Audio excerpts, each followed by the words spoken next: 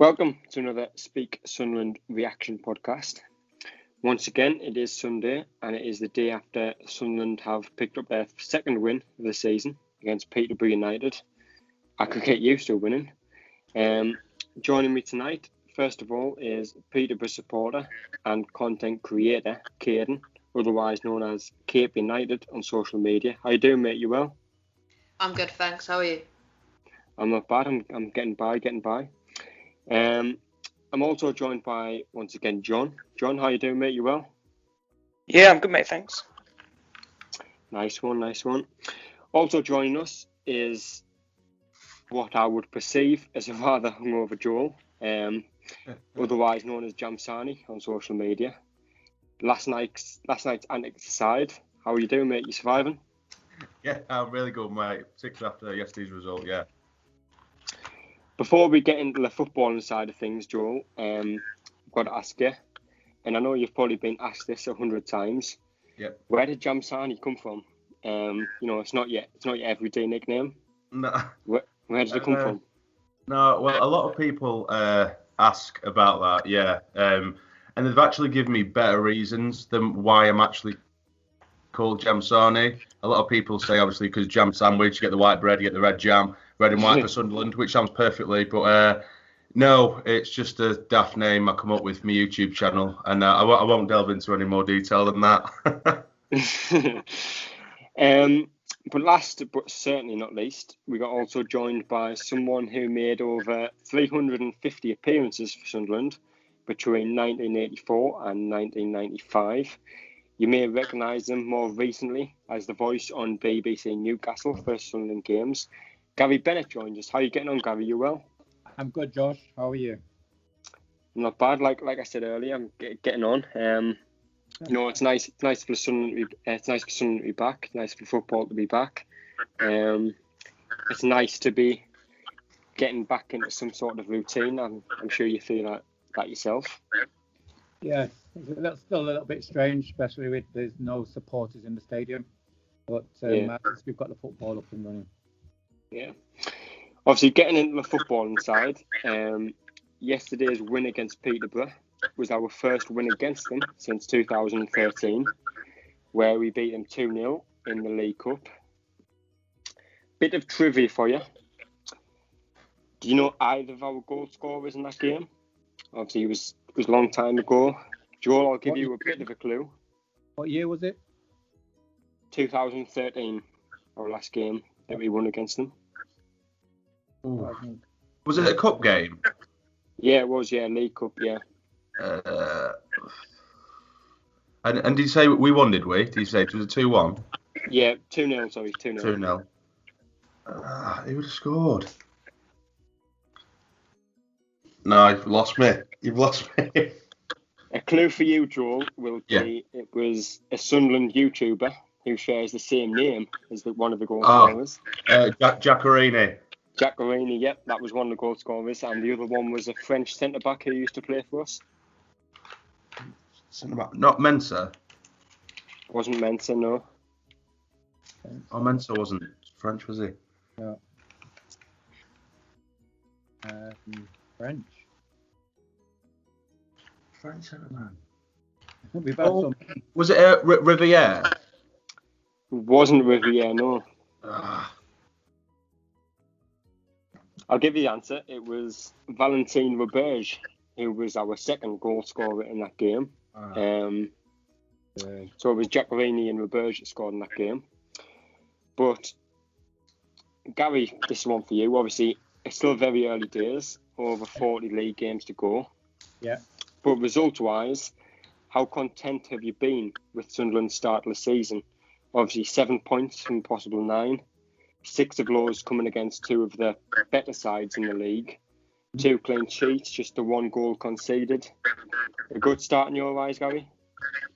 Yeah, very good start. I think it was important that we got off to a good start. I think everybody knows that we was, shall we say, under pressure to start the season well, especially after what happened last season.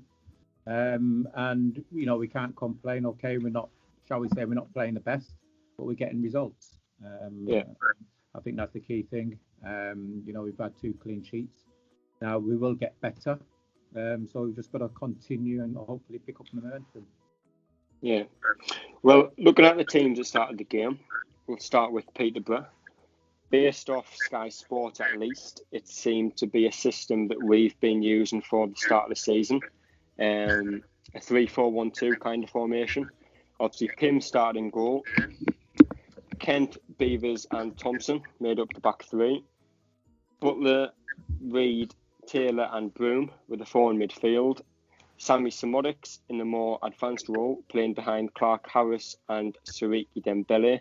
Caiden, firstly, correct me if I'm wrong in regards to the formation, but looking at the side yesterday, were there any changes made or not made that you were perhaps surprised about? Not really. I think we had the same sort of lineup as we've had in the last couple of games, but they've not been very good results. And yeah. Obviously, in regards to some of your new signings, Sammy Smolik started yesterday. He was linked with Sunderland in the window, albeit I'm not sure how reliable those links were. Was that a signing that you expected to happen, given his previous spell at the club? Were you glad to get the deal done? I'm very happy that we've signed Sammy Smodics. He's one of my favourite players. And yesterday, I actually got him on the back of my new home shirt. And yeah, I'm very looking forward to watching him hopefully play in, probably won't be till next year, but, you know. You also signed Clark Harris from Bristol for around, I think it was around 1 million, I believe. Bristol Rovers, that is. Whilst he looked lively yesterday, his finishing was somewhat poor and arguably cost you the game yesterday. What have you made of him since he signed for you? Well, he's been all right. I don't think he's been amazing. He basically, Bristol Rovers kept him fit. Or no, they didn't. He didn't really go to training. Didn't really train that much, mainly because of the fact that they wanted to keep him fit so they could sell him. But yeah, he's done all right for us. He's obviously not got a goal so far, and hopefully he can get a goal eventually. Yeah. Well, looking at the Sunderland team, I think there was 2 or 3 changes from the side that had beat Oxford last weekend. Obviously, it was Burge in goal, the back three of Willis, Wright and Flanagan. O'Nien and Denver Hume operated as the wing-backs. Ledbetter and Scowen played in the middle. Scowen replacing Power, who picked up a minor knock against Oxford. Chris Maguire and Lyndon Gooch on the wing with Charlie up top. John, obviously 2 p.m, the teams were announced. Once again, I think some fans were sceptical of the decisions that were made by Parkinson. Obviously, Wyke was in for Graham, Gooch was in for O'Brien, Scowen for Power. Did you agree with the changes that were made, John? I agree with Gooch coming in. Obviously, Scowen was probably a no-brainer with Power injured. Gooch has obviously played his way into the team. But the one for me was Wyke starting up top. I don't think it was a game for him to start. I would have preferred Danny Graham. And obviously, Charlie Wyke's performance must be too critical of him, but it wasn't the greatest against that Peterborough back three. Yeah. Well, I believe in our 3 league games so far, we've started with a different striker in each game. I think against Bristol, Grigg started. Graham started against Oxford, and obviously Wyke started yesterday against Peterborough. As of yet, none of them have actually got on the score sheet. And in fairness, I don't think any have actually impressed as such. Joel, do you think we should persist with one striker in a run of games or continue to change? What would you change in regards to the attacking lineup? Well, I suppose it depends what you see as a good performance. Of course, typically from your strikers, you want to see goals. But I was quite happy with Danny Graham and his contribution because with his last performance, because I think he offers more than what both Grigg and White do. But I don't think you can persist with changing every single game because they need some kind of consistency in the play, and that goes for the other players along the final third. They're going to want to get used to and build up a partnership and you can't just keep changing just because they don't score a goal in one game. If you know what I'm saying, I would prefer Parkinson to just put his neck on the line and say, right, okay, this is the man I'm going to stick with for a while. Of course, give him a run of games. If it don't go well, change it up. But for me, particularly at home, when I would prefer to see him go at teams, I don't think Charlie White's the man to go forward. And if anything, I would have rather him put Grigg in, because I think Grigg was actually very good during pre-season. And now Charlie White somehow finds himself at the top of the table. I don't know how he's come to that conclusion, but obviously he has done. Yeah, I agree with Grigg. I mean, against, I think it was Hull, he had 2 goals disallowed, wasn't it? Yeah. Obviously, he scored goals in this league with Wigan. Obviously, Max Power was actually part of the team where Grigg scored goals as well. Do you think Grigg should be our kind of vocal point of the team, or do you think Danny Graham or Aidan O'Brien should be our vocal point? Of course, it does base off form and a run of games as well, like we've just said. I think Grigg, I think now, if any time to do it, would be now to give him a run of games, particularly because he does seem to be such a confidence player with no fans there to get on his back, and we know how Sunderland fans can be. Of course, if things aren't going someone's way, they can quite easily get on the back, and he's not going to have that. So I think to give him a run of games and put that confidence in him, because we know that Will Grigg, he does have it in his locker. It's just we haven't opened that locker for him. And I can't say that it's not all, I'm not going to blame the rest of the players for it, because Grigg has to do some stuff himself, of course. But I would definitely like to see Grigg being given a run. But Graham has impressed me as well. Yeah. Well, it was Peterborough that got the ball rolling in the first half, of course, and I'd say for a good 20, 25 minutes they were on top, comfortably on top as well. Lee Burge made 3 or 4 saves in the opening stages. The first one coming from Dembele, who we will talk about a little bit later on. Dembele's shot was spilt straight into the path of Clark Harris, who in fairness, I think probably should have scored the rebound. Gary, I've touched on this briefly before, but it was a weird performance from Burge today. Without them, we probably would have lost. I think he made 6 or 7 saves in the game, but at the same time, not one save looked particularly convincing. Our first 2 seasons in League One, obviously, we were lucky enough to have John McLaughlin, who was our first choice keeper, who's now number 1 at Rangers. Do you think for the season ahead, the goalkeeper could be a cause of concern, Gary? Well, I hope not. But if we do what you just said, Josh, we've always been a social. Yeah. Peterborough remained on top for the majority of the early stages. As you mentioned there, Dembele had a shot saved, Clark Harris had a free kick saved, Samodix had an early shot saved. All of this was pretty much within the first 10 minutes. Caiden, as a Peterborough fan, based off the opening stages of the game, how confident were you that you would be getting a result out of the game?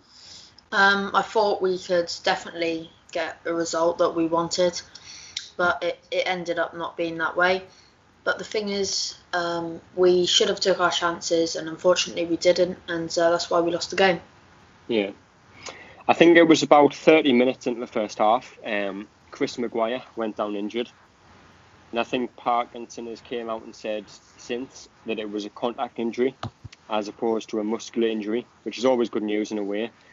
Aidan O'Brien replaced him. I feel like from this point onwards, we actually started to grow into the game a little bit more. John, obviously Maguire is a big part of the team and pretty much has been since he signed. What do you think changed when he went off yesterday? I'm not actually quite sure. I think he's one of our players who actually demands the ball like he was last week. So we probably it's a weird one with Maguire because you don't get a couple of games with him. I don't think so. Whereas last week he looked proper up for it, whereas this week I just don't think he was. And then when he went off, obviously an injection of a new substitute in O'Brien. Not that O'Brien did that well, Just maybe gave us a little bit of an injection and maybe something different. Yeah. Well, the second half came round. Neither side made any changes at the break. Sunderland began to get into the game a little bit more than they were perhaps in the first half. They were still getting caught out at times. Decision making on the ball was poor, I'd say. We were slow on the ball. Peterborough probably had the better chances in the second half as well. Sunderland had a penalty shout with O'Brien, it wasn't given. White had a few efforts deflected. Peterborough hit the bar with a free kick. Caiden, as the game approached with the latter stages, how were you feeling? Given your dominance of the game, certainly in an attacking sense, were you beginning to kind of settle for a point? Or did you still think you had enough in the tank to go and pick up all 3 points? I thought we had a very good chance to get all 3 points, but I eventually could see that. I think it was going to end up being a 0-0 draw, but obviously got that penalty and it influenced the game, and yeah. Yeah, well, fast forward to the 80th minute. Denver Hume got the ball on the left wing, taked what looked like a heavy touch into the penalty area, and Jack Taylor was perceived to have fouled him. It caused a lot of debate on social media, actually, as to whether it was or wasn't a penalty. At the time, I was undecided, but obviously Sunderland have actually released a video since that it's a slow motion video, it's a close-up video of the foul, and I think a penalty was the right decision.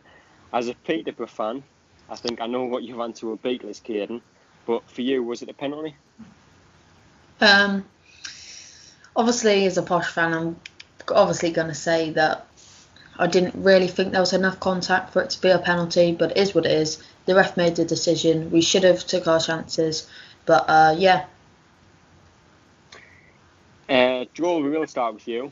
Obviously, I assume you watched the game yesterday. Was it a penalty in your eyes at the time when you saw the foul? At first glance, a bit similar to you. I thought it was very, very soft.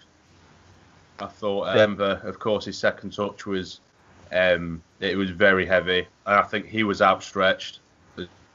Yeah. Well, was very similar to the posh defender as well. It just seemed like a bit of a coming together at first glance. So it could have gone either way, but I think in general the referee was garbage throughout the afternoon. So I think I was waiting for something to come our way, and I'm glad. Of all the players, I'm buzzing that it was Grant that stepped up to take it. I mean, the lad deserves it. Yeah. Gary, obviously you were in the stadium, so you had a different view of the foul to what everyone else watching the stream will have had. When Denver went down, did you think it would be given? I know it was a few seconds before the referee actually gave it. What did you think at the time? I thought it was,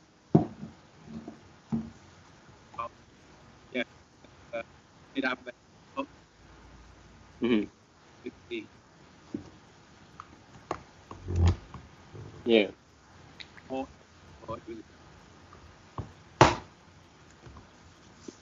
Mm-hmm. And it doesn't take much out of fight. Yeah. In the box, it was a... Yeah. Well, Ledbetter obviously stepped up to take it, and as many of you will know, he scored it. The keeper drove the right way, but as far as penalties go, it was a top strike. It was Grant's first goal for the club in 11 years as well, apparently. I could have sworn he'd scored since he returned, but apparently not. Joel, you made a video after the game, and I think you were as happy as anyone else to see Grant actually score it. How important do you think it is in regards to his confidence to actually get the goal that wins the game? Massive. It's absolutely massive, particularly, like I said, with everything that he's been through on a personal level. Mentally, he will have gone through, so many battles with his personal sort of things going on. But to get that goal, doing the things he loved, and of course he ran to the halfway line where he spread the ashes there, and he kind of gave that a appreciation. It was a really wholesome thing to see. And myself, well, obviously when I was younger as well, watching Grant coming through, and I'm sure a lot of us have watched Grant come through. He's a top lad, and he's Sunderland through and through. And all he's wanted to do is do well for the club. And I think maybe his return to the club maybe hasn't gone as well as he would have originally wanted. So to put in the performances that he's put in over the last couple of games and then score a goal against a team in which, and a winning goal, mind you, against a team that I think is going to be right up there this season and potentially win this league this season, again, in my opinion, that'll do him no harm at all. Yeah. Well, obviously, Sunderland saw the game out. It was a win, of course, another 3 points, another clean sheet as well. Obviously, we beat Oxford 2-0 earlier in the month. But Gary, I know you said on the radio, and a couple of people have picked up on it, that you weren't particularly impressed with the performance. You know, that we wouldn't get promoted playing like that. Could you elaborate on that a little bit? What do you think needs to change? Well, did you watch the game? I did, yeah. Right. Okay. I'm just trying to be as truthful as possible, especially to the listeners. Now, you watched the game. So, what was your thoughts? Do you think on that performance, Sunderland would promote? Sorry, can you say that again, Gary? I just couldn't quite hear you. On that performance, what you're seeing yesterday, do you think Sunderland would gain promotion? Personally, you know, I think I'm probably on your side. Yeah. I think. Sorry, go on, Gary. And that's what I'm trying to do. I'm trying to put across true outlook or a true aspect of the game. Mm-hmm. You know, I don't want to be saying, "Oh, Sunderland were magnificent. They dominated the game." You know, they don't know how they left 2 or 3-0. I thought about the game. I put my opinion and what my thoughts were, and obviously what you see. And I don't want to, shall we say, paper over the cracks. I just thought on that performance, if we get massive, we have to improve. Yeah,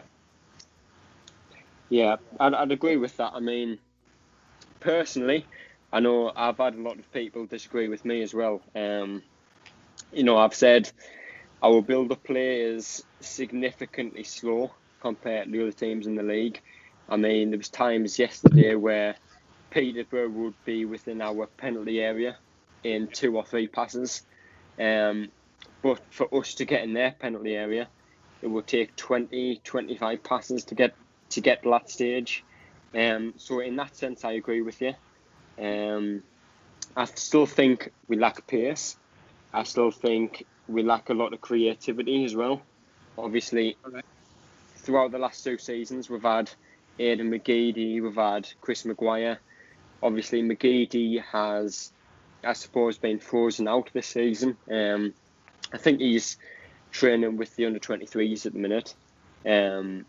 But last season and obviously our first season in League One, even in the Championship, if you want to go that far back, every time he got the ball, he looked like he would create a chance or, you know, maybe even score a goal himself. But obviously, Chris Maguire, I think he's our only player nowadays that if you give him the ball, he'll look like he might create something. I still think we lack the pace, the creativity. What do you think needs to change in regards to that? Do you think we need to still make a couple of more signings in the midfield area? Yeah, I agree with what you just said, Josh, and that's what I speak a lot about. Yes, you know, over the moon that we're still unbeaten. We've taken 7 points out of 9. We've had 2 clean sheets. There's a lot of positive, but there's also a lot of improvement which is needed.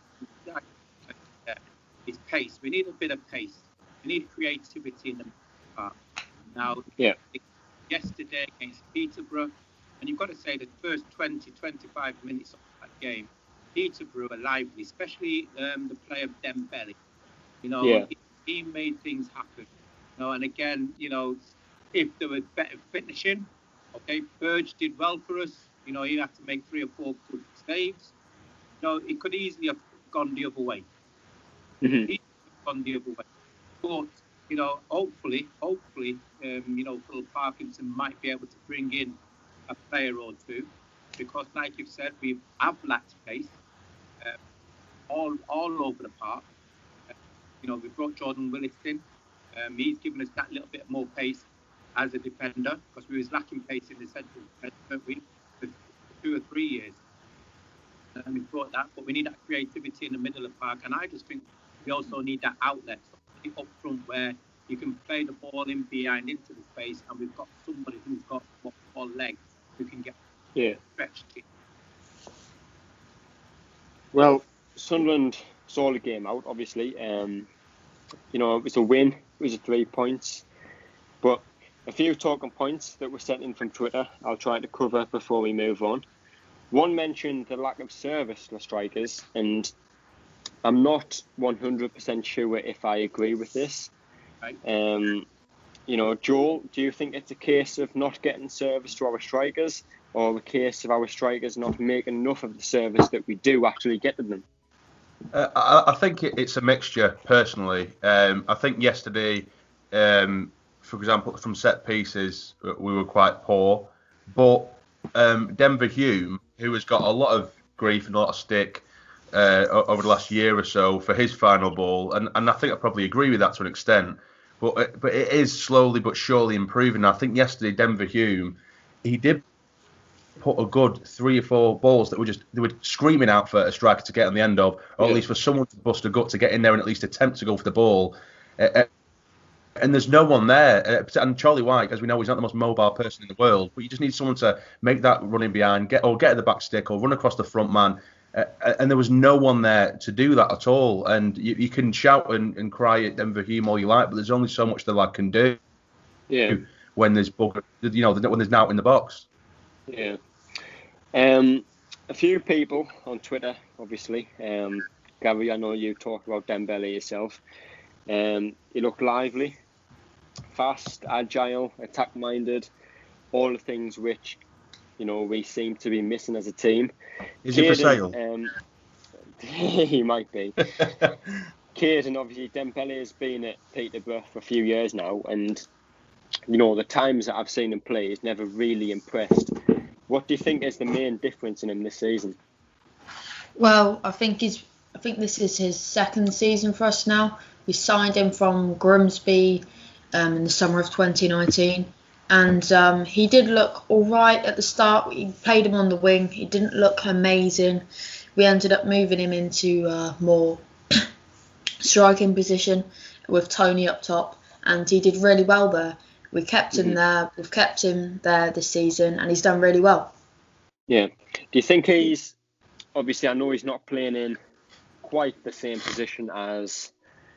I daren't say his name, but I will say it. Marcus Maddison. I know you've just touched on there. He played in a more of a striker position. But do you think he's capable of producing the same kind of numbers as Maddison did at Peterborough over the last couple of seasons in terms of goals, assists, chances created? I think he creates a lot of chances. He's really good at that. But the only thing I think he needs to work on is probably his finishing.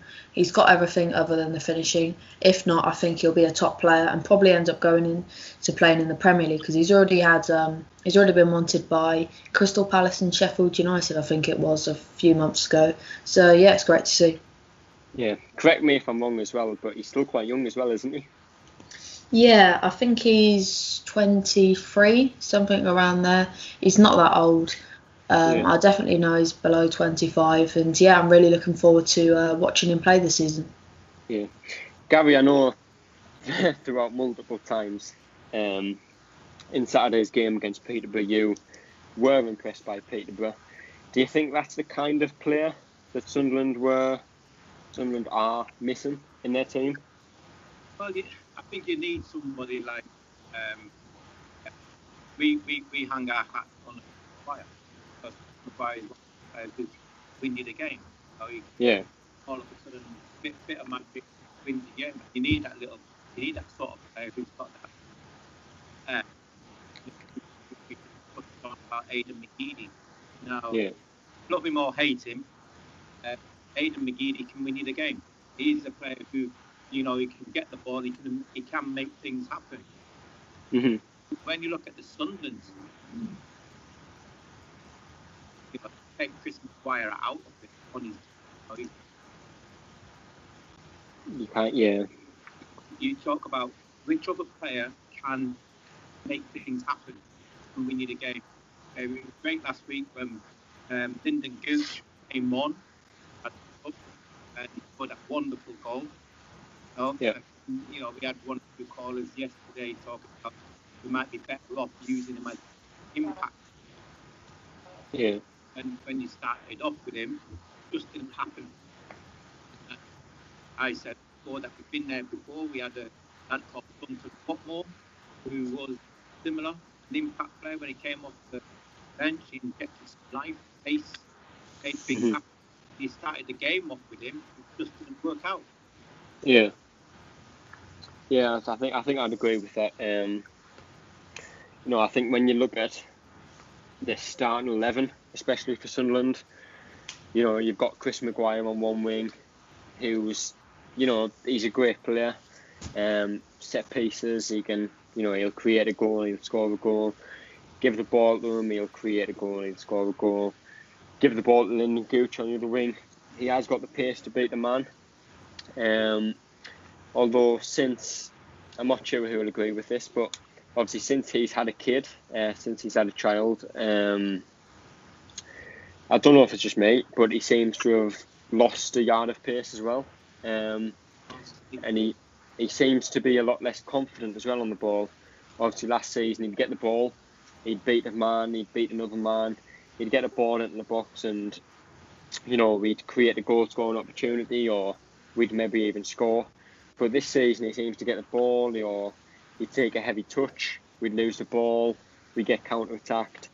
He just doesn't seem to be the same player that he was last season or even our first season in League One. Gary, what do you think's affected Gooch in that way?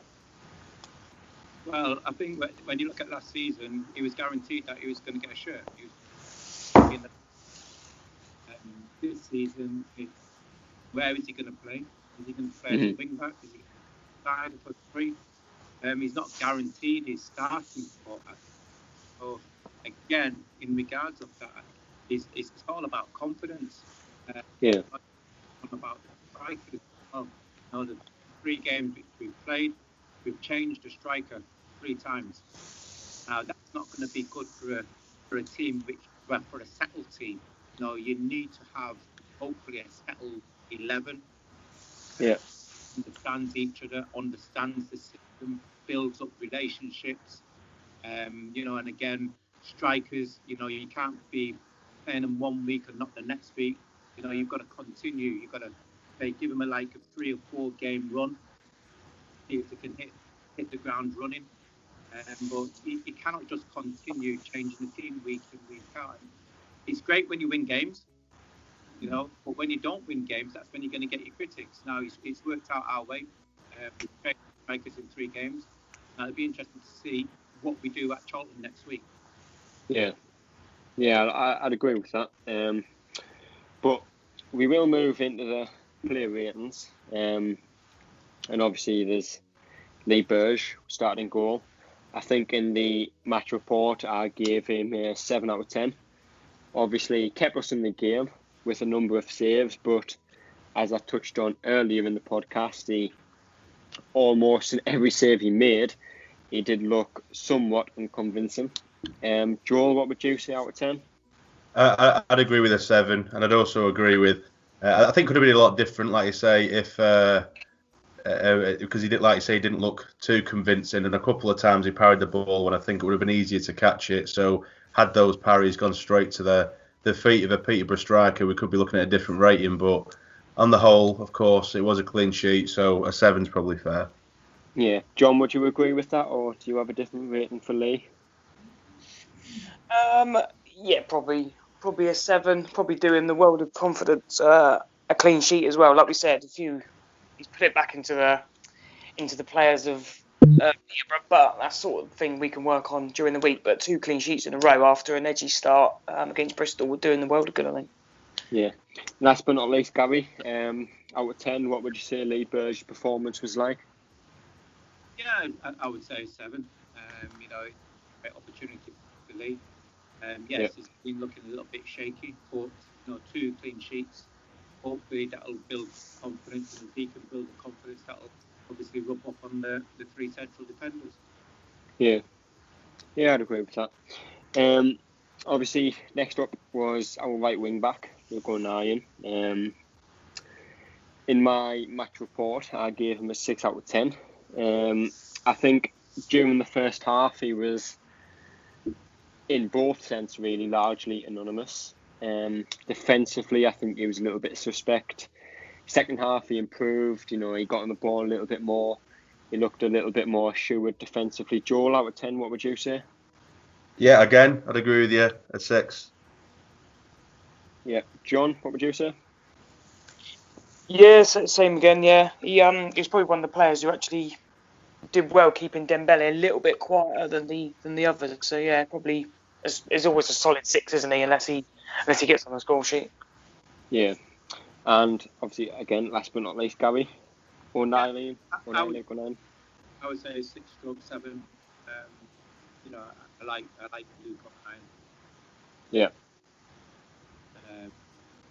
Yeah, it would be 6/7. Our opposite wing back was Denver Hume, who actually for yesterday, I think I gave him my man of the match. I've given him an 8 out of 10 rating. I think yesterday was actually one of the better performances, if not the best, I've seen him play for us. The best, the one thing that I've always been critical of Hume for has been his crossing. He gets plenty of crosses in during the game, but not many of them actually seem to find one of our players. But, I thought yesterday his final ball, his first touch, it was much improved. Joel, what would you say out of 10? I'd actually give Denver a 9, because I think at times where we really needed to drag the play up the pitch, he was probably the only player that would do that and became our only attacking threat at times, bringing us up the pitch. I think if he wasn't on the pitch, with him being probably one of the only players with a bit of pace, I think it could have been a very, very different game. And of course, he won the penalty as well. And in general, I think Denver is come on leaps and bounds, and I think he's very underrated. In times where, like I say, we really struggle to make anything out of the game, he drags us up the pitch single-handedly at times, and for such a young lad. And I think because he puts himself in the spotlight so much, because he does so much for us, he puts himself up there to become a bit of a scapegoat at times, which I think is unfair for the lad. But yeah, I give him a 9. Yeah, John, what would you say out of 10? Yeah, I'd give him a 9 as well. Obviously, echo everything that Joel's just said, and obviously with his endeavour to get into the box to win us the penalty was, it's quite late on the game to still have that pace about him to get in there, and that's a difference in the whole game. Yeah, I know, Gary. Obviously, with no fans being there, I always hear the BBC Newcastle commentary. I know you've been critical of sometimes Denver Hume's final ball, and I have been, I'm sure Joel has been, John has been, pretty much every Sunderland fan has been.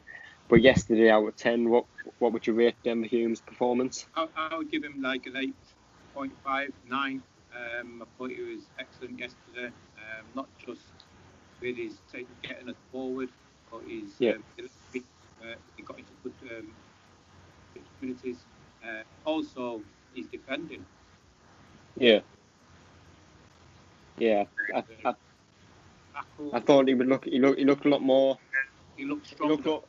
He looked a lot stronger. He looked a lot more confident defending. I know there's times where, especially last season, obviously we've only played 2 or 3 games this season, but especially last season where he looked a lot easier to beat on the wing. He seems to have improved in that aspect. But sorry, go on, Gary. Sorry, Josh. No, it's alright. Go on, Gary. You're alright. No, I agree. I think when you look at him, I think his all-round game is excellent. Forward, he defends very well. Tackles, and he's developed it very well. Yeah. Our next player was Jordan Willis. I've gave him a 6 out of 10 in our match report. You know, he wasn't great. He didn't make any mistakes. He was just, as you know, it was a typical performance that you'd expect from someone of his quality. Joel, would you agree with that?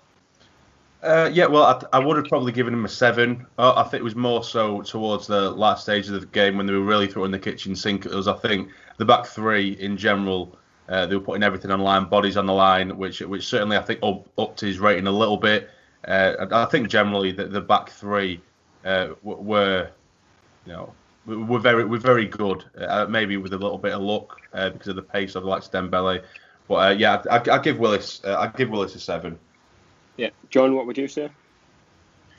I'd probably go with a 6. I think a couple of times he did sell himself a little bit where he's not normally like that, and obviously with better finishing from Peterborough, and I think we'd been punished, so probably a 6 for me. Yeah, and Gary, yourself? I would say 7. You know, the 3 defenders, even though I admit that he played well, and he defended, you know, to put it in the half time. Yeah. And again, you know, especially having impact on the team. Yeah. As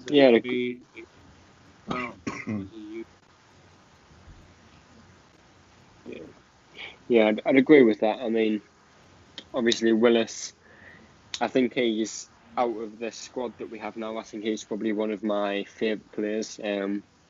You know, one thing we've lacked over the last few years, possibly even looking deeper into our Premier League years, is obviously pace at the back. You know, we had John O'Shea, Wes Brown, we've had Mark Wilson, we've had a lot of centre-backs who've defensively been aware of what's happening, but in terms of recovering from a mistake or recovering from a lost pass, we haven't actually had anyone that could recover from that, and obviously Jordan Willis has the pace to do that. But yeah, I'd give him a 6 out of 10. But Bailey Wright was next, and in my eyes, I think he's our best defender by a mile. You know, a few stats from yesterday: he had 92% pass accuracy, 100% success from ground duels, 5 clearances. You know, he's played 9 games since he signed for us, 7 clean sheets. How important to our team do you think he is, Joel? Massively important. I think he organises that back line so well, and I think what impresses me more with him is his mind that he's got on him and his footballing brain he has. Yeah. Because with those in that back three, of course, I think for what he lacks in pace, how he positions himself in such a way, and he knows where to predict where the ball's going to go because he can read the play so well. So he doesn't really need that pace because he knows what's going to happen and he reads it so well. Some of his interceptions and the way he places himself a bit deeper behind those two at times, and basically his positional awareness it's outstanding, and his leadership abilities in general. But yeah, for me, he's absolutely massive, and I think without him within that back three, I generally think we'd struggle a lot. Yeah, I'll give him a 7 out of 10. John, what would you say out of 10? Yeah, I'd give him a 7, and obviously again echo what Joel said. He's an absolute Rolls Royce of a defender for League One, so done very well to get him. Hopefully, as long as he stays fit, then best defence in the league, I think we'll have. Yeah, Gary. Obviously, again, you've been there for home games where, you know, when you're watching the stream, you don't necessarily see much of the defence. You know, you see where the ball goes, you see who has the ball. When you're watching Bailey Wright as a defender and as an outright defender, what have you made of him since he signed? Do you think he's as important to the Sunderland team as some people make out? Oh yeah, definitely so. I think if you had a fit Bailey Wright last season, then I think we would have been in the playoffs. Yeah. That Bailey Wright picked up an injury, and then once he picked up that injury, I just thought that we lost his leadership qualities, and that's something which he brings to back three. And you know, as I said, I've got a good understanding at the present moment, the bounce of him. And, think the key thing is to keep Bailey Wright fit. Yeah, I'd agree with that. Obviously, I think it was Oxford last season he got injured, and obviously he signed on loan from Bristol City initially. I think he played 5 games, 4 of which we'd kept a clean sheet in, or 4 we'd won. And obviously, like I touched on just previously, he's played 9 games. We've kept 7 clean sheets so far this season. We've just kept 1, and we've just conceded 1 goal from open play. I think I know a lot of people on Twitter said Chris Maguire is our most important player, but I think when you look at the defensive side of things, I think Bailey Wright is as important to the defensive side as Chris Maguire is to the offensive side. But Tom Flanagan as well, we played 3 at the back yesterday, or 5, depending how you look at it. But in my match report, I gave him a 7 out of 10. I'm personally, I'm not a big fan of Flanagan, but yesterday I don't think you could fault him. I don't want to pick him up too much because he still has his flaws, mainly in the distribution side of things. But Joel, out of 10, what would you say for Flanagan? I'd give him a 6. And I only say that, and I have been accused in the past of being really harsh on Flanagan, but I only say what I say. But with Flanagan defensively yesterday, I think he was actually all right. But I think he's prone to getting a bit wound up at times if things don't go his way, and a few niggly free kicks that were a bit needless. But defensively, in general, I think he was actually very good yesterday. But on the ball, as you briefly alluded to there, his passing, it frustrates me so much. When it's the most simple pass, for example, on the left-hand side, just give it into Denver Hume, and he just absolutely smashes it out of play or just absolutely batters it at Denver Hume. And they're just under no pressure. Do you know what I mean? They'll go way out of play or no way near Hume. And it's just so frustrating, particularly when you've got the likes of Bailey Wright, who's very good on the ball, Willis, who's very good on the ball. And I know that everyone's not so technically gifted, but it's massively frustrating nevertheless. Yeah. I know, I've said before on Twitter with Flanagan, it's either a case of, like you've just said there, he either massively overhits it, and, it'll go out for throw-in, or, Denver Hume has no chance of getting on the end of it, or they'll massively underhit it, which is why I've always said, Jamali or Arby or whatever you want to call him, I think he deserves a start. Obviously, John, we've touched on it before. We've only actually seen Jamali play against Gateshead, but every time the ball came his way, he'd get the ball, he'd take a touch, he'd look up, he'd play it out to Denver Hume, or he'd play it into the middle. Flanagan yesterday, out of 10, what would you say? Probably a 6. It wasn't, like you said, the passing. We need, because Hume is one of our better players, we need to get, obviously, quality balls into him. And it does make a difference, obviously, the speed, obviously, going up the pitch. So, that said, I didn't think he was actually too bad defensive yesterday. And obviously, it was a defensive display. And he does, I don't want to big him up too much. He's quite an integral part of the back 3 now that seems to be settled.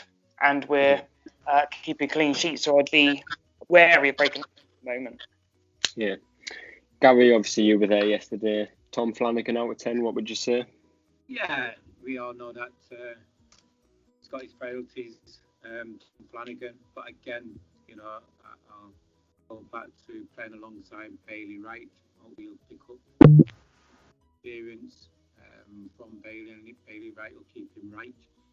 I'd give him a 7. As I said, yes, it wasn't the best games the first half, but what they were able to do was battle it out, and that's what you might have to do in games. Sometimes you just got to be dependent on your defenders. If you need goals, you're not going to lose games, and that's the quality which they need to have. Yeah, I'd agree with that. Obviously, that was our 3-5 defenders, depending how you look at it. Ledbetter started in midfield again. Obviously, George Dobson was suspended from the first game against Bristol Rovers, so Ledbetter has replaced him. Yesterday, he got the goal that actually won the game. And again, similarly, a few stats from yesterday. a few stats from yesterday's game was he made 73 touches, 93% pass accuracy and 85% long ball accuracy, 3 tackles, 4 clearances. I gave him an 8 out of 10. Joel, what would you say for Grant? I gave Grant a 9 out of 10, and he was my man of the match. And again, it's a player who I have been critical of over the past. And I think when teams come at us with the high press, he struggles. And I've said in the past that he is very easy to get past from an attacking standpoint. And I think I would be right in saying that. But over the last couple of games, he's proved me completely wrong. He looks like a completely different player without overhyping him too much. I don't know what's happened to him or what he's ate over the last couple of games, but he just seems to be a lot better in the tackle. He seems a lot sharper than what he used to be, even a little bit more pace, strangely enough, which you don't usually associate with Grant Ledbetter. But he was absolutely integral in the centre yesterday, and I think he was really, really good. And of course with the goal as well, buzzing for the lad. Yeah, obviously John, we've touched on Ledbetter a little bit in the previous podcast. So obviously from the first podcast against Bristol Rovers, we thought Scowen should be pretty much replacing Ledbetter when Dobson got suspended. But obviously Ledbetter came in against Oxford. He impressed. I think against Oxford, he was probably our man of the match. And again, yesterday against Peterborough, I think I wouldn't say he was our man of the match, but I'd say he was one of our better players. Out of 10, Ledbetter for you, John? Yeah, I'd probably go between sort of 8 and 9. Again, touching on what Joel said, obviously confidence from last week, I was a bit wary of him playing, but he had a really, really good game last week, and it looked like a totally different player. And then that's obviously breeding confidence with him, which is a big thing, obviously, in footballers. And then obviously yesterday, scoring, that's going to obviously do him again, the world again. And he's scoring for your hometown club is going to put you on sort of cloud 9 for at least a few weeks. So a no-brainer to start again, obviously, next week. Just keep building. Yeah. And Gary, again for you, Grant Ledbetter, what would your rating be for yesterday? Yeah, I'd give the same as what I give to Denver, 8.5 or a 9. I thought both of them were our best players. You know what you're going to get out of Grant. He wasn't blessed with tremendous pace.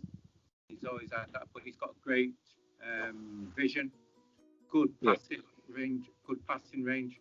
And yes, he's the type of player in time and space he can. But he's not going to be one of them who's going to be chasing around the pitch now, putting in his tackles. But he's one of them who hopefully will be able to put his ball and steady things down, especially when we talk about managing games.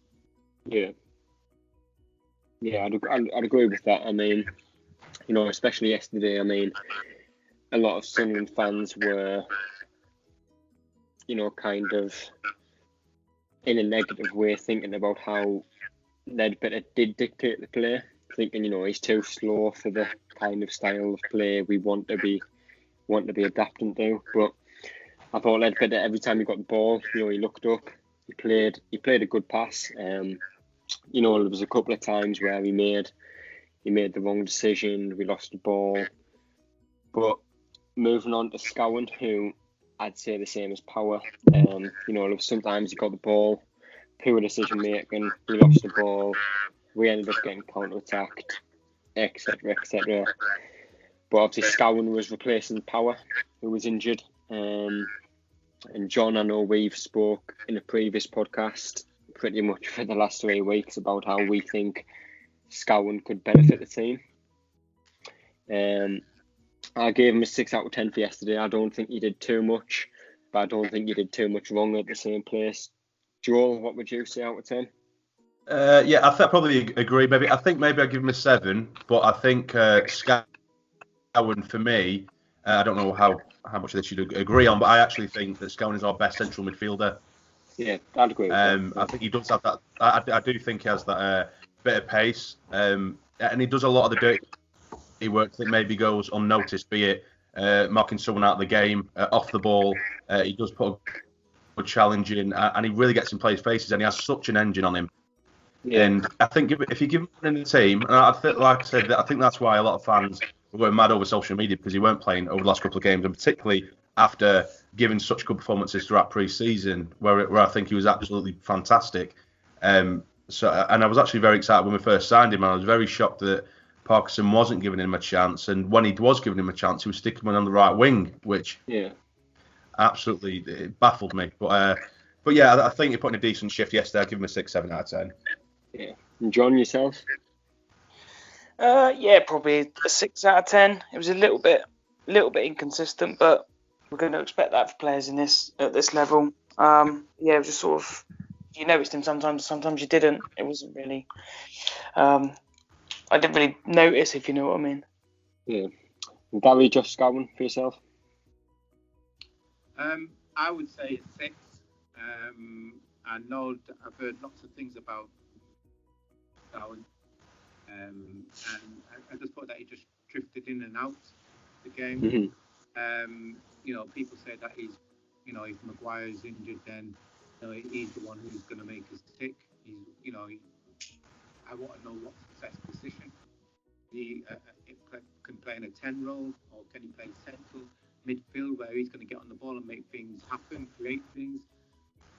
I'm not quite sure. The jury's still out on him for me. Yeah. Again, I think I'd agree with that. Obviously, that Ledbetter and Scowen are our 2 midfielders. Chris Maguire started in what I have kind of became accustomed to seeing as a kind of shadow striker or winger. I'm not exactly sure how some lined up yesterday, but obviously Chris Maguire started. He went off injured within about 35 minutes.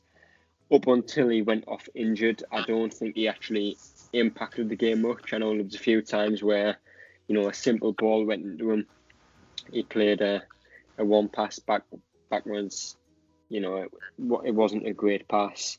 But I just don't think he impacted the game as much as he's capable of.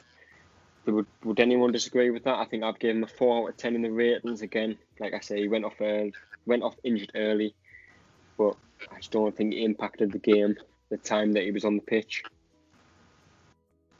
Yeah, I think I'd agree with that to an extent. I'd probably give him a 5, but I think because we were under the cosh for so long in the early stages of the half, it was forcing Chris to come deep for the ball, which I know he kind of does to an extent anyway, but he was coming deep for it and no one was showing for it, and kind of forced him to come backwards. And so I don't think he was really given that opportunity to really show off what we know he's capable of. And his corners and his set pieces, I think, were really, really poor. Yesterday when he was on the pitch, it looks as though they had something worked out from training. He was raising the ball, doing the fingers and show it, obviously dictating and whatever they've been practicing in training, but it certainly didn't come off. And yeah, it wasn't a great sort of cameo that we saw from Chris yesterday. Yeah.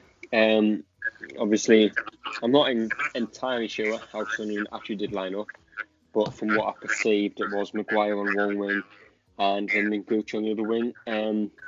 For Gooch, I'd give him a 4 out of 10. I think for the majority of the game, he was quite anonymous. He'd get the ball to his feet, but he gave the ball away cheaply multiple times. Joel, what would you think about that? For Gooch, yeah, I'd probably I'd give Gooch a 6 out of 10. 6 for you, John. What would you say?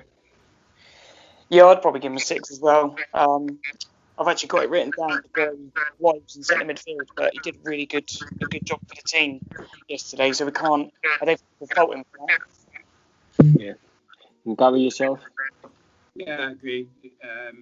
I'll give him a 6. I think you know what you're going to get out of Lyndon Gooch. He'll always put in a shift. Sometimes maybe he frustrates you at times where he holds on to the ball a little bit too long. And when there's an easier pass on. But I think at this present moment, like you've said, he's in and out at the present moment, and just finding that consistency and that confidence with Lyndon. I think he'll step up. Mm-hmm. Obviously, our striker for the game yesterday was was Charlie Wyke. You know, I didn't actually give him a rating out of 10. You know, I don't think he impacted the game at all yesterday. You know, he to me, he looked lazy. You know, the less said about him was the better. Would anyone disagree with that? No, I wouldn't disagree at all with that. I think with Wyke, and particularly with his, I think he's definitely a confidence player, but I feel like at times he tries to get away with doing the bare minimum. Yeah, he might run down some players a little bit and try and press them with very minimal effort. But there's a couple of times where he'll come deep, pick up the ball, and the second he gets on the ball, he's so panicked and he just seems desperate to move the ball on as soon as humanly possible, rather than getting his head up and seeing if there's anything he can do with it. Because he'll panic, and the first player we'll see in a red and white shirt, he'll just tap it over to him and run away. And it's just not intelligent movements from him. And I prefer it if he did that kind of thing. But then when we were putting balls into the box, he's busting gut to get in there. But he's not. He's just kind of sluggishly wandering around and hoping something will come to him on the plate, and it's not going to happen. Do you know what I mean? Yeah, I'd agree with that. I mean, pretty much since we've signed Charlie Wyke, I mean, I think he scored on his debut actually for Sunderland, but again, that was, I don't think that was a great finish. I think that was kind of the ball hit him luckily, and it went into the back of the net. And pretty much every time I see him play, I think we're playing with 10 men. He doesn't have the pace to beat anyone. He's not particularly strong. He doesn't win anything in the air. I think Wyke, I just don't know what he offers to the team. You've got Graham on the bench, you've got Grigg on the bench, you've got O'Brien on the bench. But just looking at the subs that we had yesterday, obviously Graham did come on. Again, yesterday I think the subs that did come on came on probably slightly too late, as I would have thought. But Graham, I've given him a 5 out of 10. He didn't do anything wrong, but he didn't do anything, to influence the game. Anyone disagreeing with that one?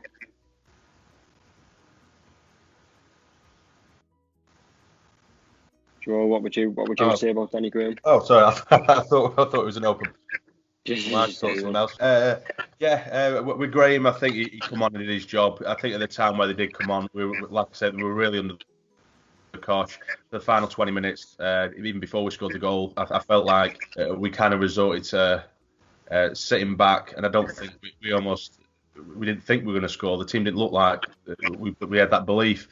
So I think Graham, he just did the running down and the pressing. He did that as well as I think he possibly could have done. So yeah, I'd agree with the 5 out of 10. Yeah. Aidan O'Brien came on as well. I mean, again, similarly to Graham, he didn't have much impact on the game. He didn't do anything wrong, didn't do anything well. Gave him a 6 out of 10. Conor McLaughlin came on with, I think, about 30 seconds to go in the game. So, just for the sake of saying he performed better than Wyke, I'll give him a 1 out of 10. But I think for my man of the match, I think I gave mine to Denver Hume. Joel, what would you say? Ledbetter. John, what would you say your man of the match yesterday? Oh, definitely Hume. It was quality, and obviously winning the penalty is a difference. Hume. Gary, your man of the match yesterday? Yeah, it was between the two, and I think Denver just gets the nod. Winning that penalty. Yeah. Came down that left-hand side.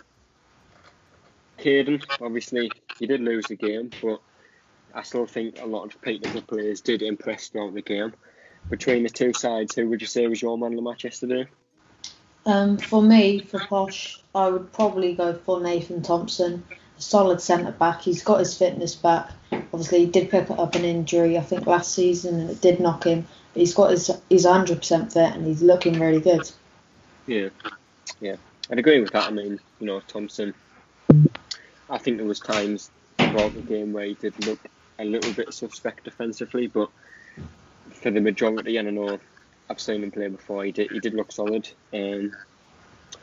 But last but not least, obviously, Sunderland will face Charlton next week away from home. Joel, your it's also, 6 days to go in the game, but score predictions for that one. It's going to be a difficult one. I think at this point, as much as I believe obviously we need to be ruthless and go into every game looking for the win, I'd probably be looking at a 1-1 draw, and I'd probably take it in all honesty. Yeah, I mean, I don't want to put pressure on anyone, but Paul, who's not joining us tonight, he is busy, but I think he got the Oxford prediction spot on. I think he said 2-0 to Sunderland. He got the Peterborough prediction spot on. So I'm pretty sure whatever he said will be the score next week. Will probably be the score next week. But John, your predictions for next week? I'm going to go for a 1-0 away win. I think Charlton are in a little bit of trouble, obviously on and off the pitch, and I think confidence-wise, I think we're looking alright, and maybe our style suits us away from home. So I think we are away, aren't we? Yeah. I mean, being away will suit us. For obvious reasons, I'm not going to go into too much detail, but I didn't actually catch the end of the Charlton game, but I know they were 1-0 down to Lincoln today. I don't know if anyone knows what the score finished. Yeah, lost 2-0. Lost 2. It's an interesting one. Gary, your predictions for next week? Yeah, I would like to think that we can go there with a lot of confidence, especially being unbeaten, and get a result. But I would take a point now. But we're capable of going there. I think it'll suit us, especially away from home and the way we play. Yeah. And last for you, Caiden. I don't want to leave you out. So Peterborough or Swindon next weekend at home, I believe. Your predictions for that one? I think it'll be a tough game. Swindon, obviously getting promoted to League One last season, there in League Two got promoted. I think it'll be a tough game. I'm going to be watching it. I'm looking forward to it, and hopefully we can get a win. I'm going to go for a 1-0 win. 1-0 win. I think for Sunderland, I think I'm gonna edge on the 1-0 win as well. So we all seem pretty confident ahead of next weekend. But that is all we have time for tonight. I think we've covered a fair bit as well, to be fair. What time is it now? 8:30. I think it's time to catch up on last night's Britain's Got Talent for now. Caiden, John, Gary, and Joe, of course, thank you for joining me tonight. It's been a pleasure. It's been an enjoyable discussion as well, I think. Winning has certainly contributed a lot. Caiden, I know you won't be able to correspond to that, but hopefully next week you can. But as ever, we will be back again next week with our reaction to the Charlton game. Hopefully another win. But until then, stay safe, and we will see you later on. Cheers. Thank you. Cheers, guys.